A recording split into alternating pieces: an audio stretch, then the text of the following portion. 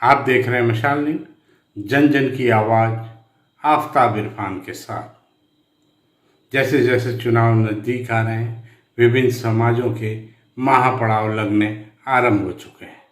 इसी क्रम में क्षत्रिय करणी सेना परिवार के राष्ट्रीय अध्यक्ष डॉक्टर राज शेखावत एक दिवसीय दौरे पर सिरोही पहुंचे और उन्होंने पत्रकार वार्ता करते हुए अपने 14 सूत्री मांगों को पत्रकारों के सामने रखा और उन्होंने आह्वान किया कि 8 अक्टूबर को जयपुर में महापड़ाव रखा गया है, जिसमें समाज के सभी संगठन मंच पर नजर आएंगे और लाखों की संख्या में क्षत्रिय समाज के लोग पहुंचेंगे और विधानसभा में दोनों ही पार्टियों से उन्होंने 75 सीटों की मांग की है।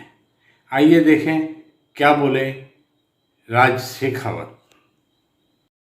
14 सूत्री मांगों को लेके क्षत्रिय एकता महापड़ाव का आयोजन जयपुर राजस्थान में तारीख 8 अक्टूबर 2023 12 बजे से होने जा रहा है। 14 सूत्री मांगे हैं, उनमें से जो मुख्य हमारी मांग है वो है विधानसभा चुनाव में राजस्थान के क्षत्रिय राजपूतों को ज़्यादा से ज़्यादा भागीदारी सुनिश्चित करवाना। 75 विधानसभा सीटों की मांग हमने इन राष्ट्रीय राजनीतिक पार्टियों से की है और 75 विधानसभाएं वो है जहां हमारे क्षत्रिय राजपूत की भरपूर संख्या है। हम इन मांगों को लेके 8 अक्टूबर 2023 को मैदान में उतर रहे हैं। 3 बजे तक का अल्टीमेटम इन राष्ट्रीय राजनीतिक राजस्थान सरकार को रहेगा। उसके पश्चात समय शुरू होगा हमारा। जो भी क्षत्रिय राजपूत और सनातनी वहाँ इकट्ठे हुए हैं वो वहाँ से कूच करेंगे सचिवालय की ओर। इन मांगों पे सहमति दर्ज करवा के ही मैदान छोड़ेंगे। मैं पत्रकार महोदयों को इन मांगों के बारे में विस्तार से बताना चाहूँगा। जो पहली मांग है वो सत्ता में भागीदारी। राष्ट्रीय पार्टियों द्वारा क्षत्रियों को उनके प्रभुत्व वाली समस्त विधानसभा में टिकटों का वितरण करना। ये वितरण जो है हम हमारे लिए नहीं मांग रहे, हम ये कह रहे हैं कि जो कार्यकर्ता आपके वहाँ सालों से कार्य कर रहे हैं उन कार्यकर्ताओं को, उन क्षत्रिय राजपूतों को टिकट दीजिए, हमें उससे भी कोई आपत्ति नहीं है। आप उन्हें दीजिए, हम उनके लिए प्रचार प्रसार करेंगे, उन्हें सत्ता में स्थापित करने के लिए हमारा एडी चोटी का जोर लगा देंगे। इसके अलावा जो दूसरी हमारी मांग है क्षत्रिय कल्याण बोर्ड स्वर्ण आयोग की मांग है हमारी। तीसरी मांग है क्षत्रिय छात्रों के लिए प्रत्येक जिले में हॉस्टल निर्माण किया जाए। चौथी हमारी मांग है महापुरुषों और वीरांगनाओं का इतिहास संरक्षित करने हेतु आयोग का गठन किया जाए। पांचवी मांग है सनातन बोर्ड का गठन किया जाए। छठी जो मांग है हमारी वो जनसंख्या नियंत्रण कानून को लेकर हमारी मांग है, उसको पास कर शीघ्र लागू किया जाए। प्रदेश में गौ रक्षार्थ कड़े कानून बनाना और गौ माता को राष्ट्र माता का दर्जा दिलवाने हेतु उत्तराखंड के तर्ज पर बिल पास कर केंद्र को सुपुर्द किया जाए। लव जिहाद, लैंड जिहाद और धर्म परिवर्तन जिहाद को पूर्ण विराम देने हेतु कड़े कानून बनाना और शीघ्र अनुपालन करना। हिंदुस्तान को हिंदू या सनातन राष्ट्र घोषित किया जाए। समान नागरिक संहिता, एक देश एक कानून संपूर्ण भारत में तुरंत प्रभाव से लागू किया जाए। मठ मंदिरों पर से सरकार का अंकुश खत्म किया जाए। सभी भूतपूर्व सैनिकों और अर्धसैनिक बलों और शहीदों के परिवारों को आर्थिक सहायता और सरकारी नौकरी में प्रधानता दी जाए।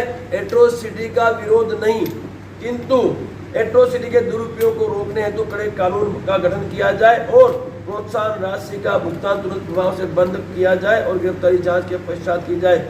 आरक्षण का भी कोई विरोध नहीं, किंतु आरक्षण की समीक्षा हो, क्रिमिनल का प्रावधान हो ताकि जरूरतमंद वंचित लोगों तक इसका लाभ पहुंच सके। आरक्षण का प्रावधान आर्थिक आधार पर हो। और आबू की भी एक आबू का भी एक इशू है।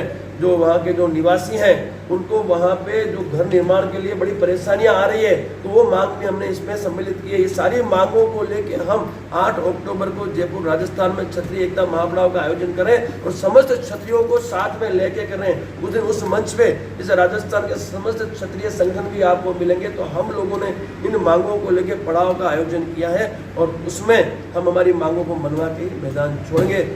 ये हमारी मुख्य मांगे हैं जो आपके माध्यम से हम सरकार तक पहुंचाना चाहते हैं।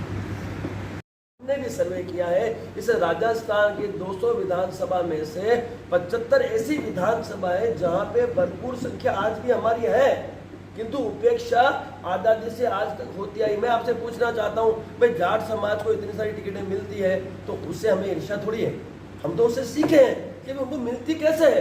तो हमने यही हमारा जो निष्कर्ष यही निकला कि उनकी एकता की ताकत से उनको इतनी सारी सीटें मिलती है। अभी एक पार्टी का निर्माण हुआ, उनके जो संस्थापक थे वो विधायक भी बने और सांसद भी बन गए। तो कहीं ना कहीं जातिगत समीकरण की वजह से ही आदमी सत्ता में स्थापित हो रहा है, टिकटों का वितरण हो रहा है। भाई ये जो टिकटों का वितरण हो रहा है ये जातिगत समीकरण के आधार पे हो रहा है। तो हम लोगों ने जब ये सब देखा तो क्षत्रियों ने भी जातिगत समीकरण के लिए कार्य शुरू किया, हमने कैडर तैयार किया। और अब जो विधानसभा चुनाव है उसमें हमने टिकटों की मांग की है, तो हमने वो 75 विधानसभाओं की बात की जिन विधानसभा में हमारी भरपूर संख्या है। और जातीय समीकरण के आधार पर जब टिकट आप बांट रहे तो इस बार हमें क्यों ना बांटे। तो हमारी जो मांग है वो जायज है।